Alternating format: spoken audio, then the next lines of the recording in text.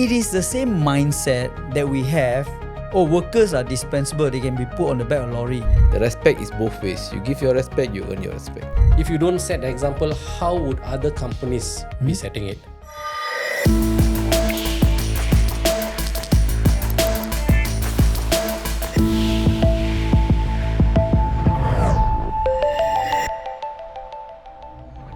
Hi all, welcome back to the Blueprint by Champions. This is part 2 of the episode, Dignity is a Safety Standard too. So let's carry on with our conversations. There's actually a psychological theory about all this, which is, I sidetrack a bit. If let's say you're given an amount of time, you will fill the amount of time with the work. That means if let's say you're supposed to do a report in 8 hours, you will take 8 hours to finish the report. And then you say, oh, that's all. But if someone else gives you the report and tells you that you have to finish it in 4 hours, you will find a way to finish it. If someone tells you, oh, you can take 24 hours, you will also take 24 hours and fill it and finish it. Here, the contractors were given an issue with COVID. You have to find a way. They found a way. Yeah. So it's a matter of finding the way. But if you give them a loophole, say, oh, actually, if you think it's cost, then we will let you go with the lorry. They will say, it's lorry from 1965 until now. And maybe like what you said, for another 20 years. They will keep saying, oh, expensive. But then when they change new car, that one, okay. Yeah. Will the layman be willing to pay more in costs? Why I say layman? Because let's just put it on that sequence. Say the contractor has to pay more, then he have to quote to main contractor more, main contractor have to quote to HDB more, so HDB have to sell our houses to us more. So we are the layman, now we have to pay for our houses more. I'm just giving this an example, not really houses, but can be anything else. But is the layman ready to pay more? So can I change the topic? Okay. So in case you say, oh, they take bus, then it costs more, is the layman or the end person willing to pay more? So if we squeeze more people into the lorry, will they give us a discount? No, right? No. Yeah, exactly. So still on us. But with better working conditions, workers are not so tired. Maybe they can focus more on their job. They can probably provide a better quality job on site. And maybe they also can feel, hey, my company is trying to take care of me. I came from an industry long time ago in construction. We didn't have dorms. So the construction site would make or fabricate the worker quarters. And some of them are slums. Yeah, it's just wooden plywood. Yeah. And then people use the toilet everywhere. And it was horrible. And the workers couldn't really concentrate. But with dormitories, that improved. The workers also felt, hey, I got some value. But then with the workers in a lorry, if you tell them, okay, put you all in a bus, I treat you all better. But you also will have to do better. Yeah. And they will probably understand that, hey, my company is taking care of me, but the other company not taking care of that. Oh, lucky I'm here. And I will do this job. The worker will feel very valued, I guess. Yeah. And because he's respected, like this topic, dignity is there. Yeah, because, hey, I'm somebody.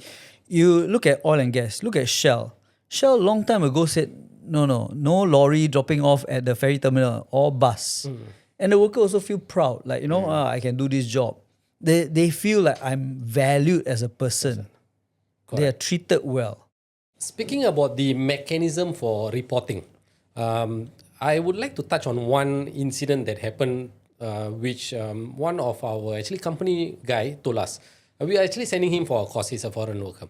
So he's attending this course at a training center, which involves some manual work. Then they were using some rope or something to tie, but it was a very old one. And then the trainer happens to give a comment, where do you get this thing from your father's house? Is it, something like that? So when he highlighted this, I was like, why you all don't go and feedback? But then we realized that these guys, they don't want to feedback because they have that fear in them. Or what if the trainer actually marks me as fail?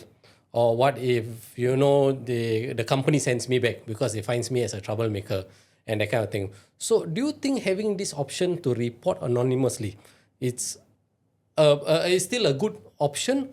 Or do you think we should just stick to, having people having their names on? The platform to reach them, foreign workers, how safe are they for them to feel this way?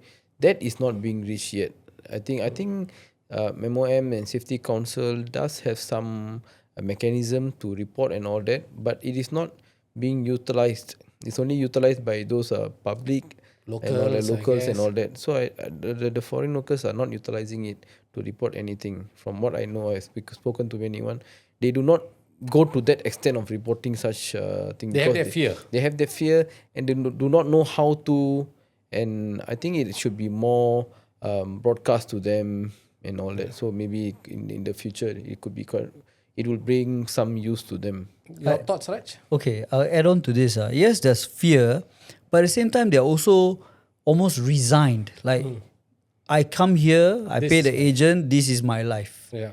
If you put me at the back of a lorry, like that. If the training center people scold me, okay, like that. They just accept it. So they are just told to accept it.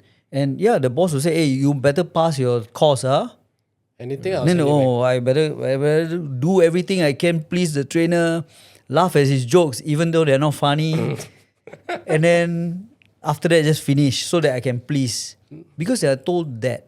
Whereas maybe a Singaporean or maybe someone else, a young person from university coming out to construction to work, they'll say, hey, this is not accepted, right? How can you make this kind of comment in a class? Exactly. Because they have seen what lecturers, professionals have done. Whereas the workers, they might not know all this. You see, training centers are service providers. The one who attends, they are the client. Let's say we go to a restaurant or a hotel. They are the service provider. We are coming as client. We are always given a lot of respect. Yes, sir. How can I help you? And etc. Goes to training center. That is how they treat locals. So, for example, when I go, I say, yeah, my name is Sajahan. You know this. I show my IC, and they treat you with utmost respect. But at the same time, the foreign workers, they are clients. They pay. Whether they are company or they pay, they are still clients. What gives them or what gives the training center the right to be, disrespectful to these foreign workers? What do you think, Raj? You have been a training provider for very long. Whether we're talking about training centers, how we treat the workers in training centers, yeah, I can see this, I can see I've attended training before because I needed to renew my licenses, License, right? yeah. So, when I go there, Mr. Raj, yes, please take a seat. Then the same guy behind me might be a foreign worker. Go queue up. And the attitude is different. It's like almost two-faced. It is the same mindset that we have. Workers are dispensable. They can be put on the back of a lorry. Workers, we can shout at them on site because they are They like wouldn't that. complain. Workers can go and queue up first. Singaporeans, you all can go for your lunch first and come back. Workers, you all stay outside. You all cannot eat here. You all eat outside, come back exactly this time. You cannot sit inside the aircon. We have this mindset and that needs to change. And I believe that change must come from the top. We cannot give lip service. Yep. LTA should set the example, just like how Shell set the example. I've been to oil and gas companies that are huge. The CEO comes down and shakes hands with the oil rig workers and talks to them about day-to-day life and talks to them like, not like, hey, yo. Because he also knows these people are the ones paying my salary. Exactly. Yeah. My bonus comes from them, so I better treat them well. Training centers should also have that same idea. How many locals actually attend training? Obviously, when they see you first, there's this judgmental thing. Okay, whether this guy is local or foreigner, without knowing your IC and that kind of thing.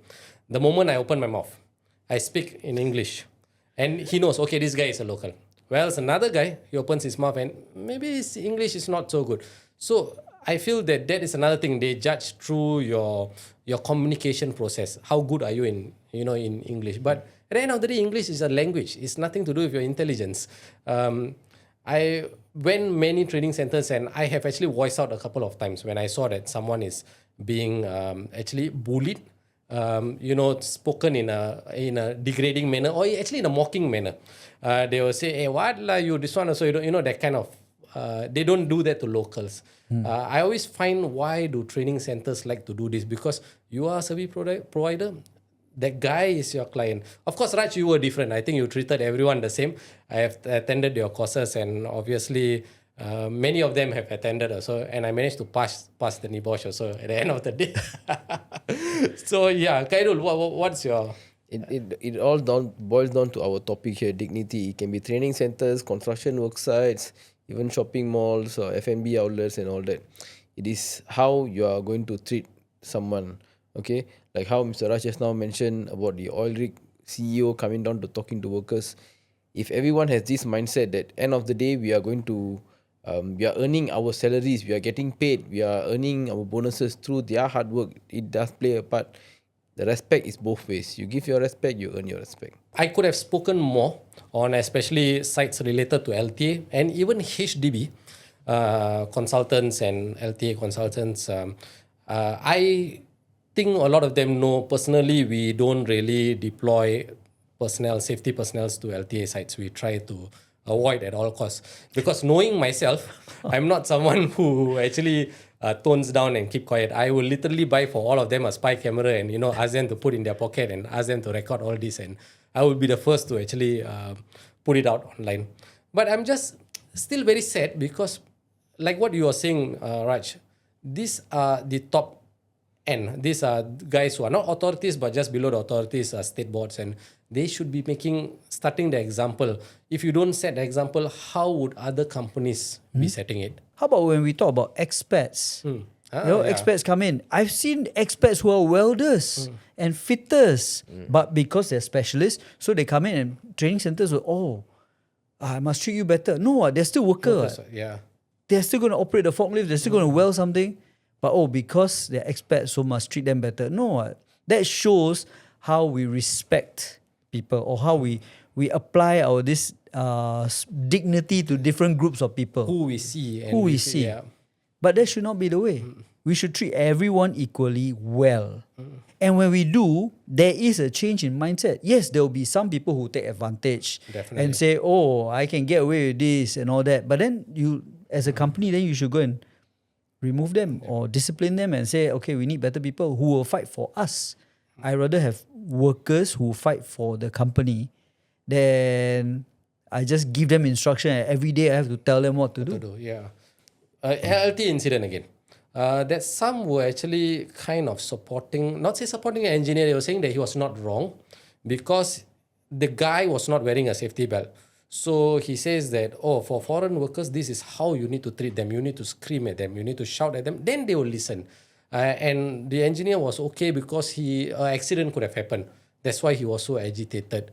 But is that the right way when you tell me that because an accident could have happened, so that's the reason why I reacted in this way? What do you think, Aaron?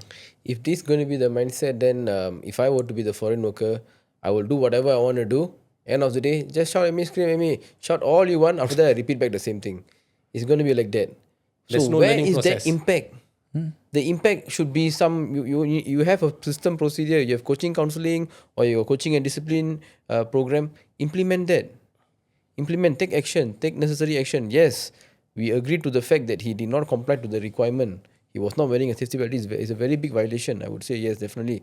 You're not following the culture. Maybe the guy is working there for some time or he might be new. Regardless, do the necessary procedure, whatever is supposed to be done. Yes, if you need to remove him, remove him. So you set an example to all the other workers. You never comply to safety belt, I will take you out from site. That's good. I think, Raj, you would agree to that you know, behaving in such manner is not the solution for at all. No, it's not a solution at all. Like Khairul said, then I'll behave such a way that I can make any mistake. The worst you can do is shout at me. I can take the shouting because time will pass. Like a stone. After 5 o'clock, some more you shout, I got OT. Even better, right? And this doesn't solve anything. I mean, a long time ago, there was a incident in an African country. I won't name which client or which country, but there was a those oil tanker driver, who was flaunting all the rules. And yes, someone shouted at him and all that. Sorry. And nothing happened. But then the next few days, the same guy, because he didn't learn his lesson, no repercussions, no accountability, he crashed into a petrol kiosk, killing 3 people inside the petrol kiosk. And he ran off. So how did the shouting help in this matter? Nothing. Retraining could have helped. Retraining could have helped. Yeah. Firing could have helped. Yeah. You know, hey, you are not deserving of driving a tanker anymore. Something else could have helped. Shouting didn't help. Yeah. I recently saw this case of, I think you will know about this Wika thing where people are actually faking this Wika thing. So a lot of them actually, if you see the comments, they say they kind to be a bit judgmental. They say that most of them tend to fake it, most of them. So this is another thing that I was thinking also, like, just because a few of them are bad, naturally there's always bad guys, everywhere. You don't expect everyone. You cannot classify all of them as bad. Similarly, if there's a group of guys who are, not wearing seat belt on side or something, you don't treat them all the same. I mean, you just because they are, you just have to fire them, or like what you say, fire them or retrain them, and you don't show your same attitude to all the other workers. That's what I'm thinking. Most of the problems can be resolved.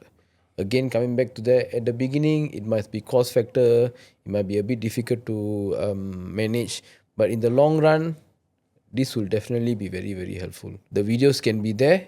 Then the authorities have the right to go and demand for the videos. It will be able to solve a lot of problems.